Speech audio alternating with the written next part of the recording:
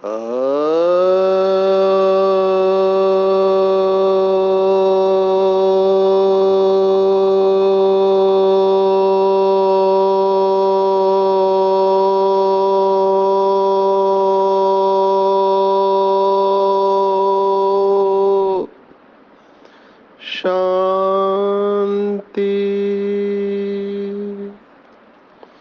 आज 1 मई 2023 भारत में सोमवार है। Today is 1 May 2023 and it's Monday in Bharat. आज की मुरली का जादुई रहस्य स्वयं को प्रेरणा देने के लिए magical secrets of today's Murli for motivating the self. कल की अव्यक्त मुरली बहुत अच्छा भाई बहनों ने शेयर किया। बहुत सारे भाई बहनों ने इंस्पिरेशन लिया और बहुत अच्छे अच्छे फीडबैक भेजे। कल तो विशेष अनुभव रहा। ऐसा एक आध दिन होता है जो बहुत हेक्टिक जाता है। कल सुबह का मुरली क्लास यहाँ पर पढ़ना हुआ, मॉर्निंग मुरली क्लास, क्योंकि यहाँ के भाई बहने बहुत मुरली रहस्य सुनते हैं। उसके बाद होल डे विहासा का ट्रेनिंग रहा, वैल्यूज इन हेल्थ केयर का।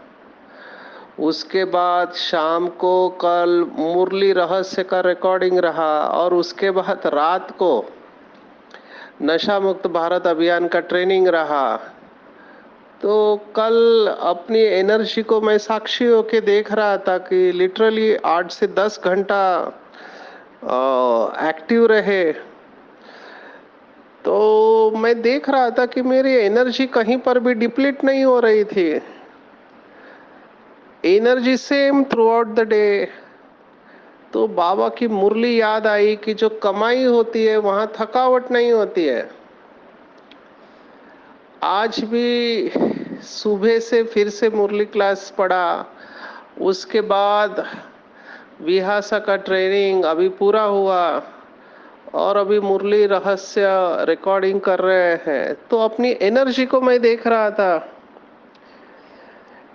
कि ये एनर्जी का सीक्रेट क्या है, कि क्यों कुछ लोग थक जाते हैं जल्दी और कुछ लोगों की एनर्जी अच्छी रहती है। हम ट्रेनिंग सेशन लेते हैं, ट्रेनिंग में भी देखते हैं कि कुछ लोग सुबह से शाम तक सेम एनर्जी लेवल है। कई लोगों की एनर्जी पोस्ट लंच, माना लंच के बाद थोड़ी डिप हो जाती है। अभी इसमें एक बात तो पता है कि हम सब नंबरवार है। हर एक की एनर्जी लेवल अलग होती है क्योंकि हर एक की समझ अलग होती है। जिसको हमने देखा कि हर एक की ओम पावर अलग होती है, अवेयरनेस, अंडरस्टैंडिंग एंड माइट।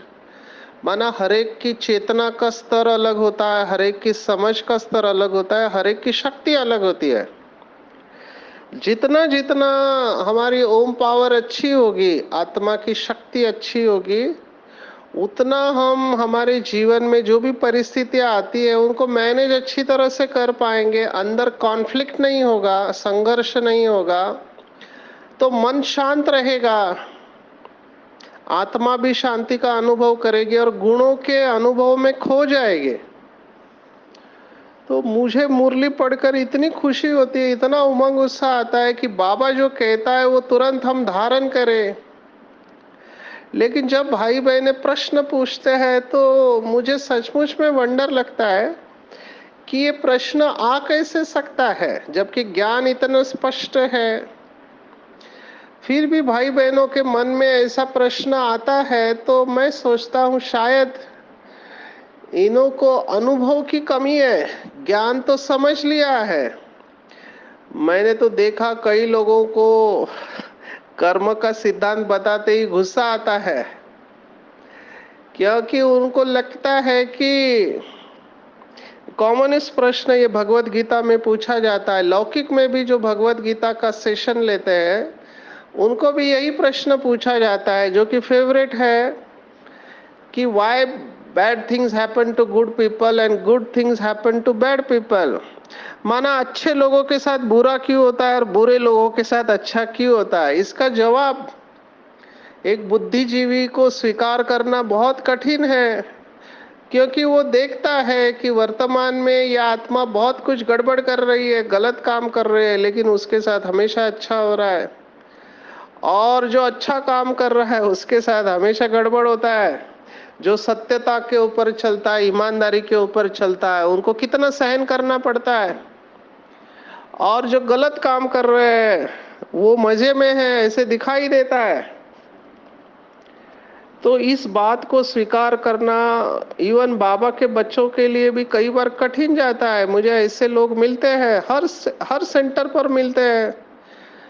तो इसका जवाब केवल कर्म का सिद्धांत ही दे सकता है, बाकी इसका कोई एक्सप्लेनेशन नहीं है। तो यहाँ पर लोगों का धीरज छूट जाता है। और मैंने देखा कुछ बाबा के बच्चे इतने नाराज हो जाते हैं, जो आज बाबा ने मुरली में कहा है। लास्ट में कई बार बाबा एक ऐसी पॉइंट को टच कर लेता है जो बहुत डीप होती है। वैसे मुरली की हर बात बहुत गहरी होती है, समझने वाला समझे। लेकिन आज बाबा ने कहा कि कुछ बच्चे कहते हैं कि मैं ईश्वर का बना हूं, फिर मेरी रक्षा क्यों नहीं करते ईश्वर? क्योंकि भक्ति मार्ग में ईश्वर को रक्षक बताया है। आज की मुरली में उर्दू और पारसी शब्द आए हैं, जैसे नूरे चिश्म, ये बहुत सुंदर शब्द है। नूरे चिश्म या नूरे रत्न या जहाँ के नूर कहते हैं।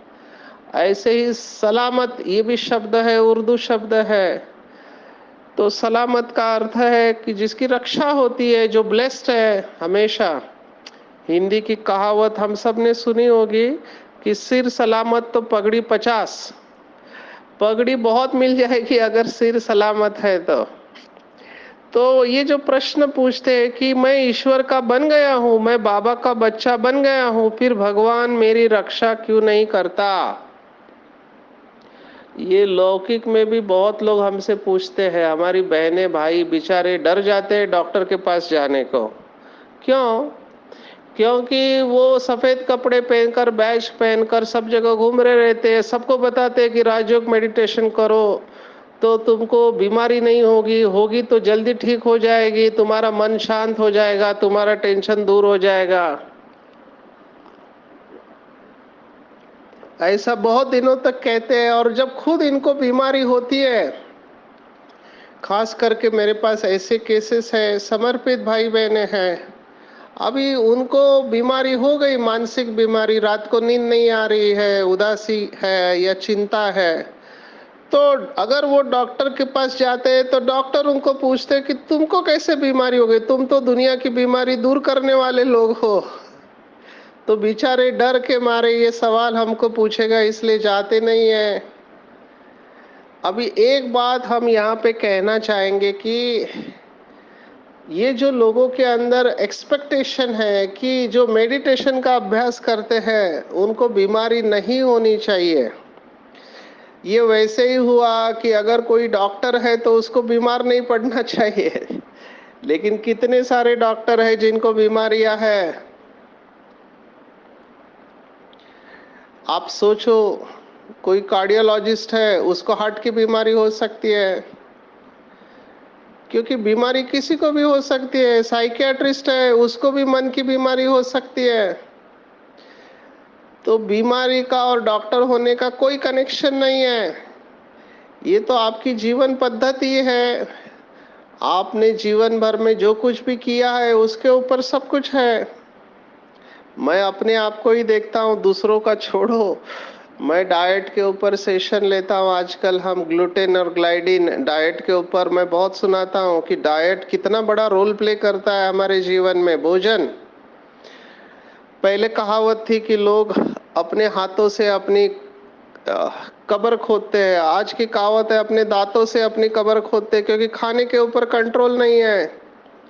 इस समय की सबसे बड़ी बीमारी ओबेसिटी, वजन ज्यादा होना और उसके साथ आने वाले कॉम्प्लिकेशंस, मेटाबॉलिक सिंड्रोम हम कहते हैं टेक्निकल भाषा में। तो डाइट का बहुत बड़ा रोल है, ऐसे ही एक्सरसाइज का रोल है। तो बहुत सारे सेंटर पर मैंने देखा बीके भाई मैंने मेडिटेशन अच्छा करते हैं, मुरली भी सुनते हैं, लेकिन एक्सरसाइज नहीं कर पाते। अभी मैं अपने आप को देखता हूँ कि मैं कितना एक्सरसाइज करता हूँ, खाने के ऊपर कितना कंट्रोल है, फिर भी बाबा ने बचा के रखा हुआ है अभी तक। माना दस्तक दे रहा है, डायबिटीज दस्तक दे रहा है, खटखट कर रहा है, कोलेस्ट्रॉल खटखट कर रहा है, लीवर खटखट कर रहा है, लेकिन या थायराइड, ये सभी अभी रिवर्स कर दिया। हाइपोथायराइड के बॉर्डर लाइन पर थे, माना ना नॉर्मल था ना हायर बढ़ा हुआ था, लेकिन बॉर्डर लाइन। डॉक्टर्स को पूछा, उन्होंने कहा अच्छा है, बीके डॉक्टर ने कहा कि आप अभी दवाई नहीं चालू करो, अपने लाइफस्टाइल को बदलो। तो लाइफस्टाइल को बदली किया, वजन थोड़ा कम किया, तो देखा कि ये सब पैरामीटर रिवर्स होने लगे। ये मैं आपको इसलिए सुना रहा हूँ कि हम डॉक्टर्स, हमको सब कुछ पता होता है, फिर भी हमको ये बीमारियां आ सकती है। हमारे कितने सारे राजयोगियों को हार्ट की तकलीफ है, डायबिटीज की तकलीफ है, जबकि एक तरफ हम कहते हैं कि राजयोग के अभ्यास से बंद आर्टरी खुल जाती है। लेकिन मैं यहाँ पे जरूर कहना चाहूंगा कि मल्टीफैक्टोरियल है, बहुत सारे फैक्टर होते हैं, और बहुत सारे फैक्टर में जैसे इस जन्म के फैक्टर है, वैसे पिछले जन्म के भी फैक्टर है। तो ये मैं इसलिए सुना रहा हूँ कि आप एक बात से जज नहीं कर सकते कि इस व्यक्ति के कर्म अच्छे नहीं है इसलिए इसको भुगतना पड़ रहा है। बाबा ने आज यही कहा है कि कर्म भोग तो जरूर यहाँ ही चुकतू करना है। कई लोग मुझे ये भी पूछते हैं कि आपकी दादियाँ तो बचपन से ज्ञान में है, तो इनको ये बीमारियां कैसे हुई? अभी वो बचपन से ज्ञान में है तो इनको निगेटिविटी का पता नहीं, फिर भी ये बीमारियां कहाँ से आई? तो इसका सीधा सीधा जवाब नहीं दे सकते हम। ब्रह्मा बाबा और मम्मा योग में नंबर 1 रहे, मम्मा भी कम उम्र में आई, तो बचपन से बहुत सारी लोग गलती करते, उनकी आदतें होती है, उससे हम समझ सकते हैं, लेकिन ये तो कम उम्र में आई, तो इनको ये बीमारियां कैसे हुई?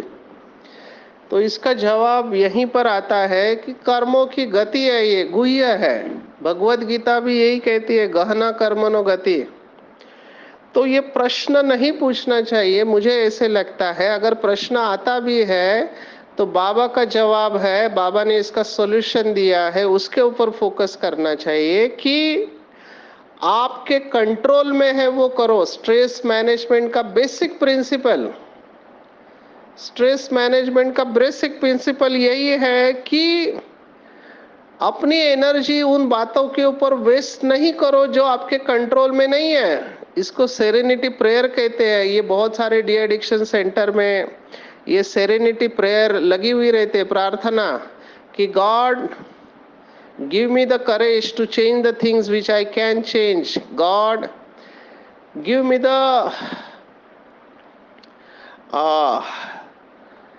patience to accept the things which I cannot change, and God give me the wisdom to know the difference between the two. हे परमात्मा, मुझे इतनी शक्ति देना कि जिसको मैं बदल सकता हूँ उसको बदलूं, जिसको मैं नहीं बदल सकता हूँ उसको स्वीकार करने का धैर्य देना, और इतनी समझ देना कि दोनों में फर्क मैं महसूस कर सकूं। तो हमेशा हमारे जीवन में दो बातें होगी, एक जो हमारे कंट्रोल में नहीं है और एक जो मेरे कंट्रोल में है। रिलेशनशिप्स में जितने भी मैं प्रॉब्लम देख रहा हूं, तो लोग मेरे पास एक ही कंप्लेंट लेके आते हैं कि फलाने ने ऐसा कहा या ऐसा किया, वो ऐसा क्यों करता है, ये सीनियर होके पुराना होके बाबा का बच्चा होके ऐसा करता है। तो मुझे बहुत अंदर से रहम आता है। क्यों? क्योंकि दूसरा क्या सोचता है, बोलता है और करता है, इसके ऊपर मेरा कोई कंट्रोल नहीं है, क्योंकि उसके दिमाग में जाके वही सोचेगा। मैं उसकी सोच को, बोल को, कर्म को नहीं बदल सकता। वो आत्मा अपना ड्रामा क्रिएट कर रही है। ये क्लैरिटी हमको बहुत अच्छी तरह से होनी चाहिए। आज के हमारे व्यासा वर्कशॉप में भी इसके ऊपर थोड़ा डिबेट निकला कि डिसीजन के लिए क्लैरिटी बहुत जरूरी है। निर्णय, जीवन के निर्णय हम लेते किस आधार पर? जब स्पष्टता होती है। और स्पष्टता कहाँ से आएगी? जब मुझे सब्जेक्ट बहुत अच्छी तरह से पता होगा। तो बाबा ने इसका जवाब दिया हुआ है कि हर एक आत्मा अपनी समझ के आधार पर कर्म करती है, उसको आप कुछ नहीं कर सकते। जैसे बाबा मुरली में कितनी बार कितनी सारी बातें कहता है कि बच्चे क्रोध नहीं करो, लेकिन कुछ आत्माओं में इतना डीप गया हुआ रहता है क्रोध कि उसको निकालने में बहुत मेहनत लगती है, बहुत फ्रस्ट्रेट हो जाते हैं वो आत्माएं। अभी क्या बताऊं, मैं कई बार सोचता हूं बताऊं या नहीं बताऊं। एक आत्मा अभी मुझे आज ही मिली, उनकी उम्र है 65 ईयर्स, अभी रिटायर हो गए, सब कुछ अच्छा है, उनकी बेटी भी डॉक्टर है, परिवार अच्छा है, और संकोच कर रहे थे। फिर मैंने कहा संकोच नहीं करो, आप खुल के बताओ। कल उन्होंने मेरा नशे के ऊपर सेशन सुना, एडिक्शन का। तो आज आके मुझे कहते हैं कि डॉक्टर साहब एक बात है जो मैं आपको बताना चाहता हूँ कि मैं रिटायर होगा, मेरा सब कुछ अच्छा है, किसी चीज की कमी नहीं है, लेकिन मेरे को इस उम्र में एक आदत लगी है। मैंने कहा कौन सी आदत? वैसे तो हमको टच हो जाता है ऐसे समय पर, फिर भी मैं उनके मुख से सुनना चाहता। कहते हैं मुझे कुछ खराब वीडियो देखने की आदत लगी हुई है, मैं मोबाइल पे और लैपटॉप पे ये सब वीडियो देखता रहता और मेरा दिल खाता है, लेकिन मैं रोक नहीं पा रहा हूँ इसको। वो कहता है ये कैसे हुआ, मेरे को समझ में ही नहीं आया। इसी को हम कहते हैं वासनाएं। ये वासनाएं दबी पड़ी है हर एक के अंदर। और मम्मा ने जैसे एक मैसेज में कहा था कि पुराने संस्कारों के फोर्स का पेपर आएगा, ये फोर्स है। ऐसे ये क्रोध भी एक फोर्स है। अगर ये अग्नि पड़ी हुई है, क्रोध को हम अग्नि कहते हैं, डिससेटिस्फैक्शन। भगवत गीता दूसरा अध्याय 62-63वां श्लोक, second chapter of Bhagavad Gita, 62nd and 63rd verse, कामात क्रोधो भी जायते। दूसरे लोग मेरी इच्छा के अनुसार बिहेव नहीं कर रहे हैं तो मुझे गुस्सा आएगा। अब ये गुस्सा मैं कुछ नहीं कर पा रहा हूं, तो वो गुस्सा अंदर पड़ा रहेगा and it will be reflected as dissatisfaction, असंतुष्टता के रूप में, नाराजगी के रूप में हमेशा पड़ा रहेगा। ये अग्नि अंदर धकधकती रहेगी। तो दूसरे क्या सोचते, बोलते, करते, मेरा इसके ऊपर कोई कंट्रोल नहीं है। मेरा कंट्रोल इसके ऊपर है कि मैं क्या सोचता हूं, बोलता हूं और करता हूं। तो दूसरों के ड्रामा में इंटरफेयर नहीं करना है। बार बार बाबा ये मुरली में इशारा दे रहे हैं। अगर आप चाहते हैं कि दूसरा परिवर्तन हो तो मैनेजमेंट में हमें कहते हैं the best way to change others is change your own self. आप दूसरों को नहीं बदल सकते हैं, ना दूसरों को सजा देने की कोशिश करनी चाहिए, क्योंकि लौकिक में ये सिखाया जाता है टिट फॉर टैट, माना जैसे को वैसा, और सहन नहीं करना चाहिए। ये सब बातें लौकिक की है, these are old belief system. भगवान ये नहीं कहता, क्योंकि भगवान के घर पर देर है पर अंधेर नहीं है। ये समझने में पूरी जिंदगी चली जाती है। तो ये प्रश्न नहीं पूछना है कि मम्मा, बाबा, दादिया ये लोग इतनी साधना करने के बाद भी इनको बीमारियां क्यों?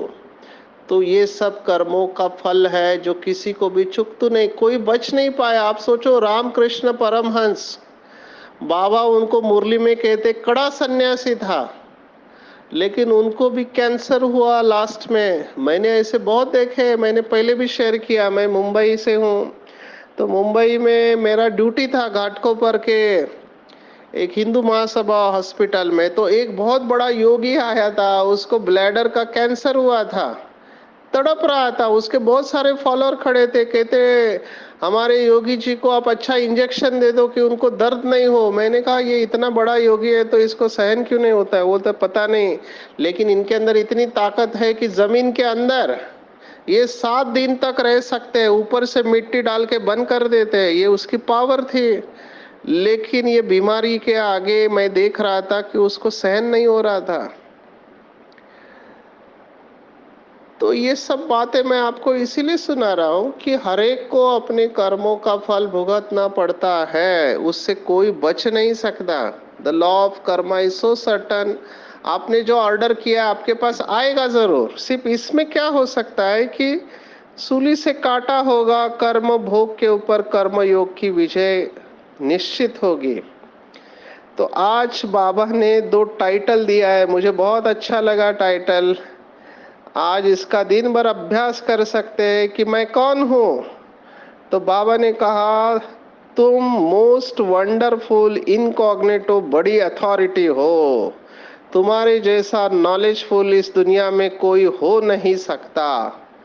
ये अनुभव करो। आज इसकी गहराई में जाएंगे कि मैं मोस्ट वंडरफुल इनकॉग्निटो अथॉरिटी हूँ। कल जो हमने कहा बाबा का बच्चे भाग्यवान है क्योंकि स्वयं भाग्य विधाता ने हमारा भाग्य लिखा है। और कल हमने कहा था कि प्रेसिडेंट से भी हमारी भोली माता भाग्यवान है क्योंकि प्रेसिडेंट होकर भी शिव बाबा को अपने पिता को नहीं जानता। आज वही बात मुरली में आई है। देखो कैसा कोइंसिडेंस है, हमको नहीं पता था कि मुरली में ये बात आने वाली है। बाबा ने कहा भले किसी कंट्री का प्रेसिडेंट हो, लेकिन प्रेसिडेंट होने के बाद भी रचयिता और रचना को नहीं जानता।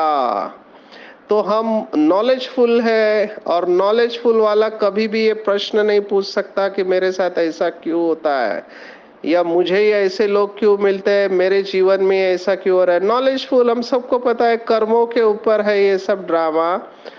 मुझे हर एक व्यक्ति से, हर एक परिस्थिति से लेसन सीखना है। मैंने तो अपना कोटेशन बना लिया है, मैं अपने आप से बात करता हूँ रोज।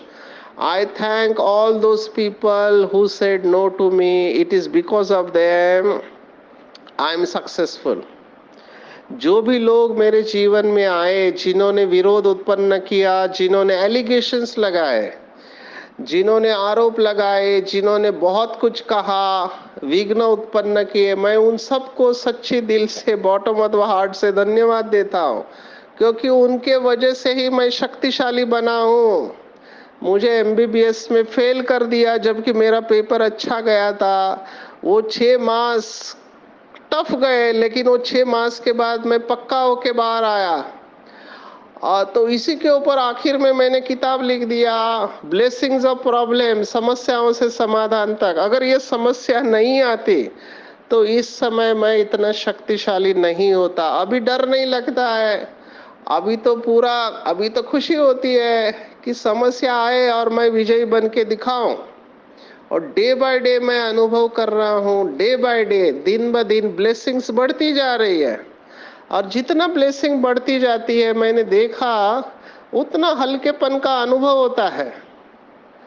और कोई भी केस आती है सामने, मैं देखता हूँ कि इसको बहुत जरूरत है, बाबा इसका प्रॉब्लम सॉल्व करेगा। रोज 1-2 माताएं तो रोज मुझे पूछती है कि उनका पति शराब पीता है, या पति से प्रॉब्लम है, या बच्चे से प्रॉब्लम है, या किसी का रिलेशनशिप में प्रॉब्लम है, किसी को बीमारी है, कितने प्रॉब्लम्स है।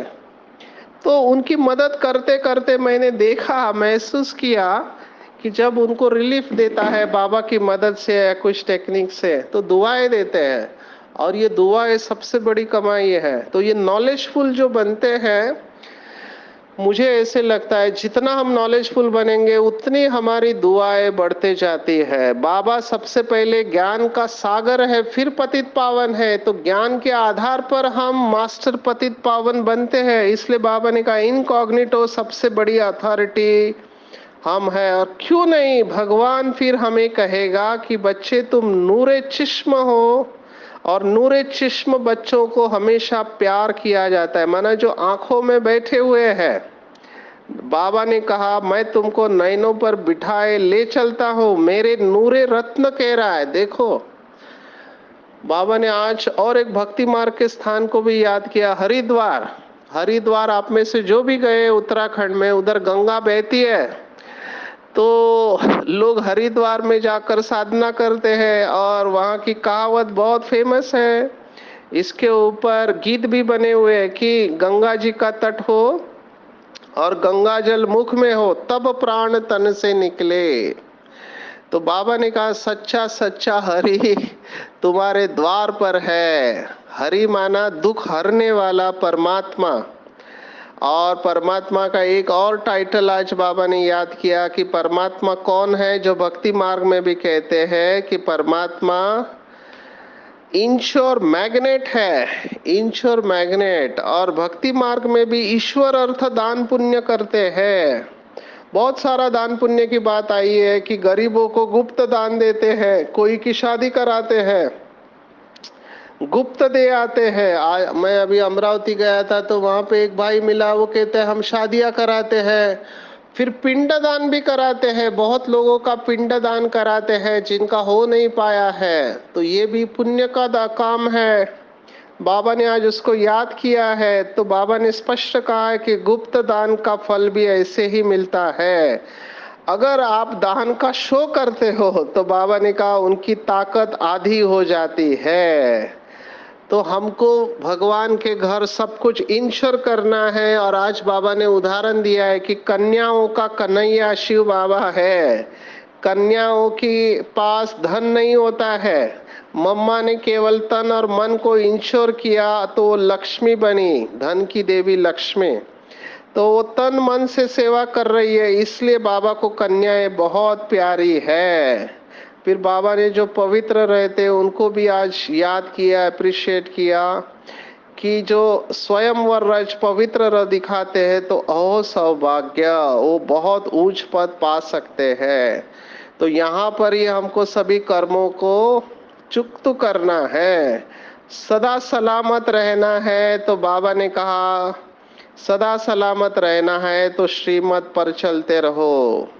श्रीमत की बहुत गहराई में जाना है, उठना बैठना चलना। बाबा ने स्पष्ट कल भी कहा, आज भी कहा, बहुत सौभाग्यशाली पद्मा पदम भाग्यशाली वो बच्चे जो निरंतर श्रीमत पर रहते हैं और जो स्पिरिचुअलिटी में कहते हैं। वो बात मैं अंडरलाइन करना चाहूंगा क्योंकि कल भी मुरली में आया था, आज भी आया था, 2 दिन से आ रहा है कि सुबह सुबह जल्दी उठो।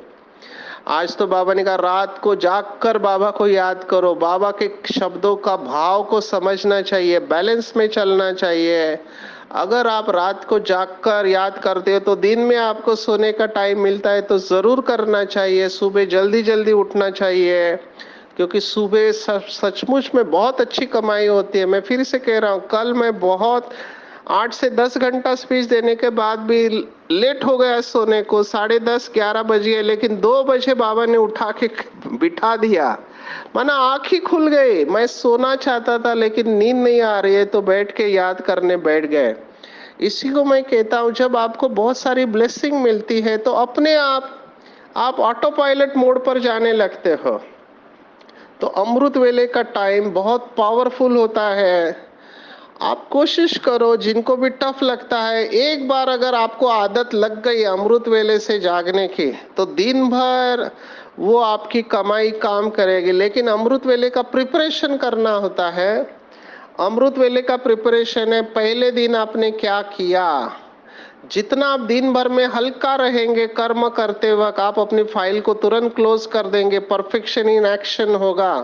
माना कोई भी कर्म करने के बाद उसका संकल्प नहीं चलना चाहिए, तो फिर अमृत वेला आप बहुत अच्छा अनुभव कर पाएंगे। विनाशी धन के पीछे अपनी तकदीर नहीं गंवानी है। आज बाबा ने कहा भील लोग क्या खाते हैं, तो मिर्ची और मकाई के चने का आटा, उसमें मिर्ची डाल के खाते हैं। यही पॉइंट मुझे बहुत मोटिवेट करके गई, जिस आधार पर हमने जीवन दिया।